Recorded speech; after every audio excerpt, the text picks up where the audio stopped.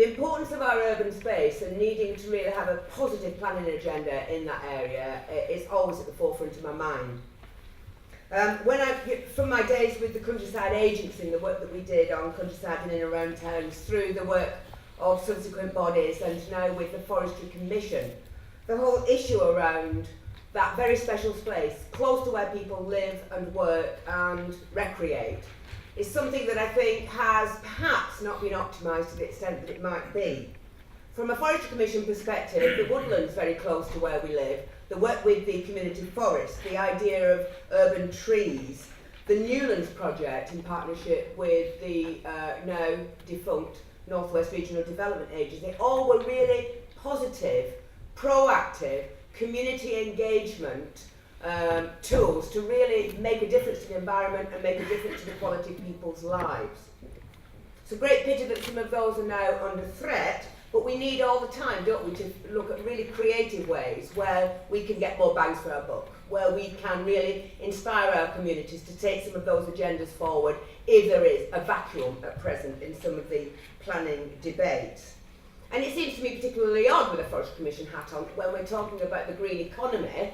It's not all about technology, is it? It's how we use the space from the centre of our towns right through to the edges of our towns and beyond to create jobs and opportunity and to reduce the carbon footprint. And very much at the forefront of my mind as chair of the Forestry Commission, that's an agenda I am pushing like mad. And if anybody wants to get into partnership around that agenda, we'd be delighted to talk to you. One of the practical ways I'm taking that forward is as the chair of Pennine Prospects, which is a multi-sectoral partnership in the South Pennines, the landscape character area of the South Pennines, where we're looking at the potential of working with the Forestry Commission, with the utility companies and with the private sector to see if we can double forestry cover in that area. It's not a heavily forested area, and there will be areas of contention around landscape change. But if someone doesn't start to have a discussion about what those future landscapes might look like and what benefits there might be to society and the environment, if someone doesn't do that now, then basically we're wasting a huge opportunity. So that is another great area that I'm engaged in, and I'm very, very enthusiastic with the work that we're doing. I've never had a more exciting meeting at a Pennine Prospects board than when I engaged people, are you up for doubling forest cover in the South Pennines? And they just went ballistic. So who knows what that means yet? There's a lot of scoping work to be done, but certainly, despite those challenges, I think there are opportunities around the Natural Capital Task Force and beyond to make that a reality. But I ain't talking about that today. I'm talking about food, and I'm talking fast because I haven't got very long. So what we're going to do is just whiz through my experience of the past 3 and a bit years around incredible edible Todmorden. This is a completely voluntary-led movement. It's a project that we undertook some years ago because of the challenges around what seemed to me a lack of environmental leadership around the areas very close to where we live, a lack of opportunity to use those spaces to build resilient communities, to create local economic opportunities and jobs, and to get people thinking about the sorts of behaviours that they want to adopt if they truly wanted a planet that was of value to their children in the future. So what we did is we started to experiment, just using the language of food as our Trojan horse. We could have talked about a whole range of things. We could have talked about peak oil, we could have talked about sustainability, we could have talked about climate change, and that would have alienated half the population. So we didn't. We talked about food. And we used the simple language of food, which works across income and age and culture, to see whether we couldn't create a behavioural shift and a shift in relationship between the individual and the space that they occupy. If we couldn't take opportunities like this, which is the canal bank in the middle of Todmorden, and take over, without, I have to say, asking anybody's permission, some of the sites along there and plant them up with edibles, so that boaters can stop, they can help themselves to some food, they can water in return, they can replant if they use the last one, but it reconnects them to the edibles over and beyond shopping in their local supermarket. And we found some amazing success stories in the last 3 and a bit years that I just want to share with you through pictures. So this is not, hopefully, death by PowerPoint. What we have found, however, is that as we've moved along the way, there are some challenges to the planning system that have just jumped out at us from a grassroots perspective. And before I finish, I just want to touch base with some of those.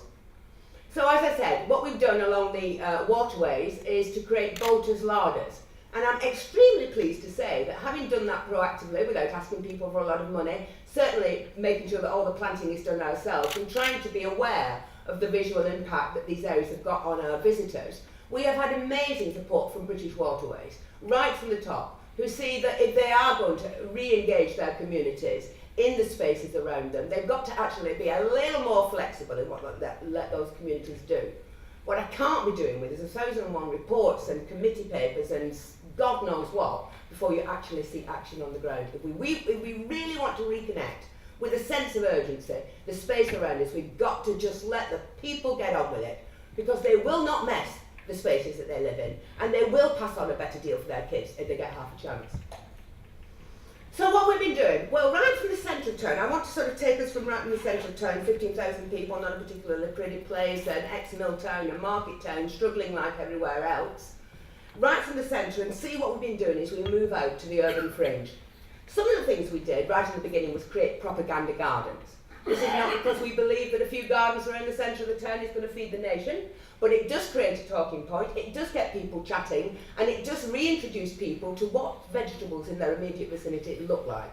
So what we did, we took round, this is Mary, my co-worker on this, took down the front of her garden. Instead of roses, we planted up vegetables, and we put a big sign at the back that says, help yourself. Now the interesting thing is it took 2 years for people to actually help themselves, because as a society we don't do that. We think we're going to get shot, CCTV is going to cause someone to come and knock on our door at some time, or whatever. But eventually we reconnected with that idea of scrumping, that free food, that idea that we had as kids, that you could climb up a tree and help yourself to apples and not particularly get a legislative writ through your door. So this was really interesting, because by changing spaces in the middle of towns, we have changed people's behaviour. There's one example I always give here, which is this is a garden at the bottom of a road that leads up to one of our estates with some of our most deprived individuals and most challenged individuals. It's also on a route to the schools that those kids go to. So what happens after 2 years is eventually some of those people from up on the estate who are passing this every day stop and start to pick some of the produce with their kids. Some of the stuff they've never seen before. Swiss chard, what's that? It's a weird yellow thing on occasions, or it could be red. We've learned to put signage there because nobody actually knows what half these things are. But what happened was that family walked past, picked it with the kids, 2 hours later came back with some of the outside leaves of the cabbage, put it in that composting in the middle, and that was all very well and good and right on and good for the environment and what have you. But the next morning, people who didn't know Mary at all left a bowl of soup on Mary's doorstep, which was made from the vegetables that was collected from the garden the day before. These people had never met. This is community. This is how you change lives. Simply by altering what happens in the space around you. Leave people to it. They will achieve miracles. We did the same at the community college. We took over the front of that. We built raised beds. We got some materials from a local demolition site. B&Q donated a few more. This really cheesed off some people because we did take up roses and we weren't very popular with the in-bloom groups, but hey, you get some things right and you get some things wrong. But again, this is food for free. This is about a conversation about sharing. This is reconnecting. This is reinvesting in kindness. It makes a difference. And in the health centre, now this is an absolute no-brainer. We've got a new health centre, £6 million right in the middle of town, surrounded by prickly plants. I mean, I ask you. So we've got a national campaign that's about eat 5 a day or whatever, but our health centres we plant it with prickly plants, which isn't a lot of use. So we went to the planning committee and we put our application in triplicate, in Latin, because they were being terribly helpful at the time. But we did it, and we replanted the whole lot with edibles. So we've got an orchard at the front, it's just a few apple trees and pear trees, we've got strawberries at the side, we've got an apothecary's garden at the back, we've got raspberry canes and so on and so forth. So now, instead of a multi-million-pound campaign, we can have children walking through to a health centre and getting the hang of what fruit and vegetables look like and helping themselves. It's a bit of a no-brainer, and one of the challenges that we've learned from this is, shall we make sure when we spend public money, we actually do create edible landscapes if we can, and not be prissy about them, falling on the floor and getting slightly squashed and making the pavement look slightly messy. Nobody that I know of has died from an apple falling on their head or slipping on any of the fruit that's fallen on the floor. So I would be a bit braver with public money, and I'd make sure that you create edible landscapes in the heart of the town, not just orchards on the edge. This is the apothecary's garden at the back, which is just a fabulous resource for the community and for the nursing staff as well. Then we took over the corner of the railway station. It was really messy, it's a car park.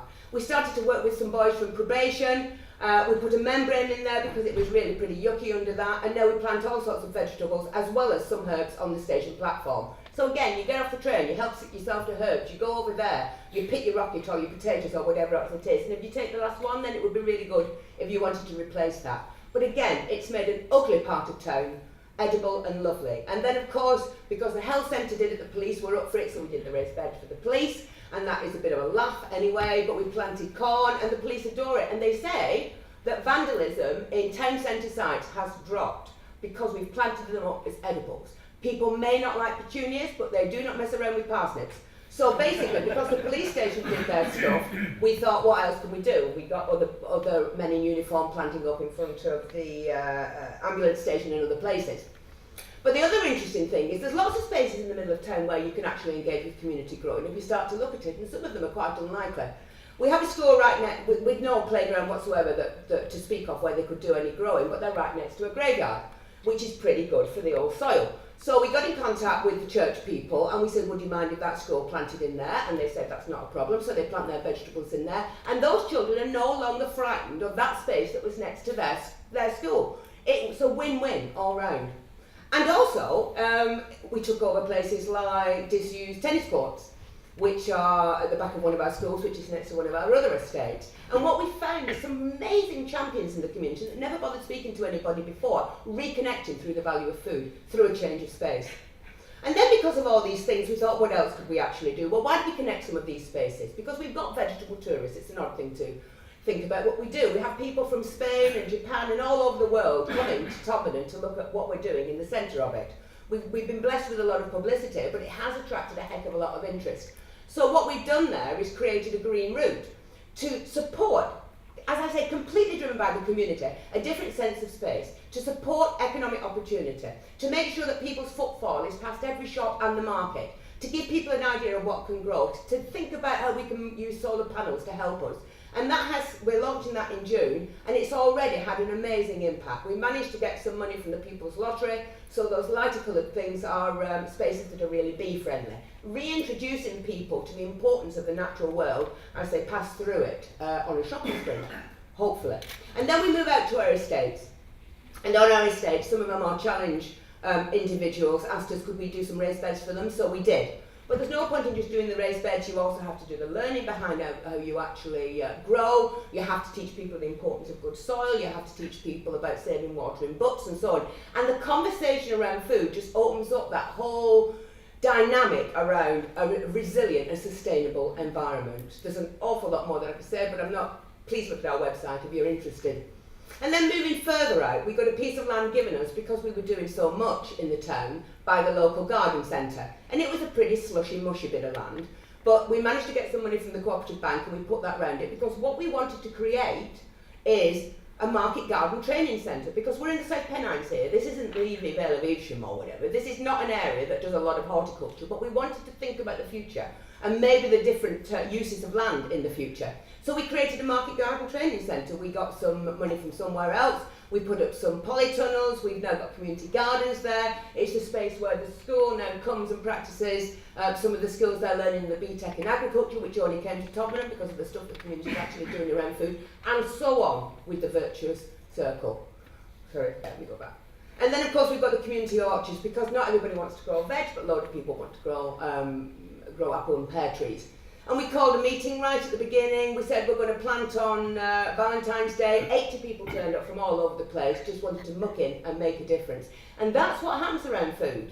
I found it really difficult to motivate people around some environmental events in the past, but I have never seen anything that really likes the blue touch paper, like people thinking about how they can use space differently by growing food for themselves and their family. And the great thing about trees and orchards is it's that act of faith, that gift to the future that is just so touching and so awe-inspiring and shows how magnificent communities can actually be. And then right up on the top, I've nearly done, right up on the top, we've got some gentlemen, again, probation people who much prefer to do this and paint railings. They're actually planting out spuds in some land that was rather challenging but is now used for food production. And that's what it looked like before we actually started. So right from the centre of town, right through to the edge, there are opportunities to see land differently, bring it back into use, recreate some of the areas that our ancestors would have used for community growing. And that's really what's inspired people from all over the world. All those blobs and over and beyond are people that are doing the incredible edible thing. They're taking over spaces, they're seeing their space differently. We've got 30 odd communities in the UK that are presently looking at creating incredible edible models, and that is really excellent. And we're doing it obviously because it's all about an act of faith and a discipline for the kids in the future. But here's the lessons we've learned, they're really simple. Shall we make sure that we pull together all the spare public land that there is and put it in a food land bank so that communities can do what's happening in Calderdale, which is take a licence out for 10 quid from their local authority and grow on that land for themselves? Can we forget about allotments? And I would do it, but I'm on an 8-year allotment list, so that's the reason I never do it. Let's make sure we recognise that in planning terms. Let's make sure that we use public money sensibly, and when we're building schools or when we're building hospitals or whatever we're doing, we set them in an edible landscape. Let's make sure that when we do new housing or that we're thinking about our estates, people have a right, a piece of land close to them that they can start to grow on. You start to learn these things from the bottom up. They're so simple, they don't cost a lot of money, but they make a world of difference to the world that we're going to pass on to this chap. And that's the story of Incredible Edible.